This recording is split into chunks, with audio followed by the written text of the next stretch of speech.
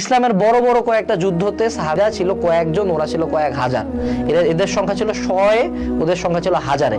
But উনারা কিন্তু বয়ে বয়ে ওভার থিঙ্ক করে, কি হবে কি হবে, কোন হবে, আল্লাহ 1000 জন মারবা, আমাকে একা কতজন কাকে মারতো, কিচ্ছু হয় না। তারা ফেথ রাখছে যে উপরে একজন আসে, দেখতেছে উনি যা প্ল্যান করবে, উনার প্ল্যানের বাইরে কিচ্ছু হবে না। তো এই ফেথটা তো যথেষ্ট পাওয়ারফুল ম্যান। তোমার ফিউচারের কন্ট্রোল কার হাতে? তোমার দায়িত্ব হলো কাজ করা, বা ডিসিশন কার নেওয়া আছে। উপর থেকে একজন ডিসিশন নিচ্ছে না, রাইট ম্যান?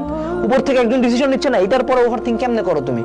তুমি ধরো সে টু সে একজন যখন হলো ধরো মানুষের বড় কোনো রোগ হয়, সে তো বাঁচার সর্বোচ্চ চেষ্টাটা করে।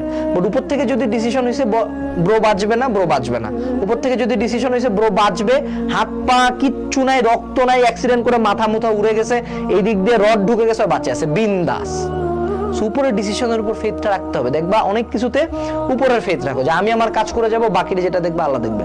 তুমি যেই সৃষ্টিকর্তায় বিলিভ করো না কেন, অনেকাংশে এটা হেল্প করবে।